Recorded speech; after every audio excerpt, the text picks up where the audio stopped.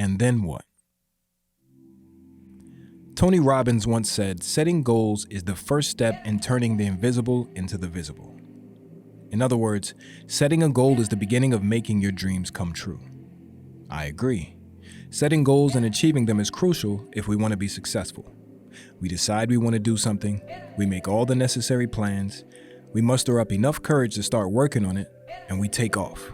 Eventually, through hard work and doing all that was necessary, you can finally say, congratulations, you've done it. Time to party, time to celebrate, you've reached your goal.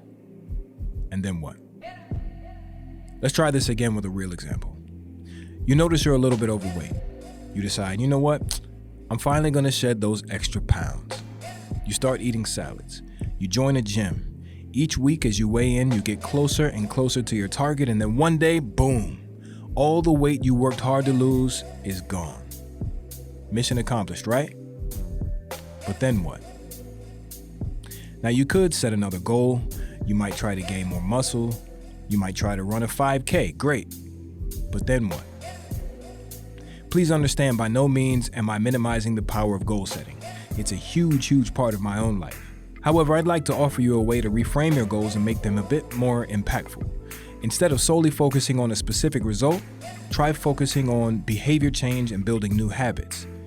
There's a book I like called Atomic Habits by James Clear. In his book, Clear describes 3 layers of behavior change: outcome, processes, and identity. The outcomes are the results. In other words, things like losing 20 pounds or finishing a marathon, completing your movie script, or releasing an album. Below the outcomes are the processes, your habits, for example, a proper diet and exercise routine, writing 1 page of your script per day, or taking singing lessons. And at the base of it all is what I believe to be the most important, the identity. In other words, what you believe, who you are, and how you relate to the world around you. I agree with Clear, who feels the best way to improve our lives is not to focus on the outcome, but to focus on your identity. Instead of the goal being to write a movie script, the goal is to become a screenwriter. Instead of just trying to finish a marathon, be a runner. Instead of just focusing on putting out an album, be a professional singer. I mean, look, it's true, some people set goals because they want to say they've had a certain experience. And if your only goal is to do something one time just to say you did it, cool, go for it. This message wasn't for you. But I bet the majority of us set our goals with a desire to make lasting change in our lives. For you, I definitely feel focusing more on your identity is the way to go. Let's go back to one of our examples. By telling myself, okay, from now on, I am a runner. I am now obligating myself to create habits and systems that allow me to be a runner. I have to live up to the standards a runner would live up to. I mean, hey, as a runner, it's likely I might run a marathon at some point because that's just something that runners do.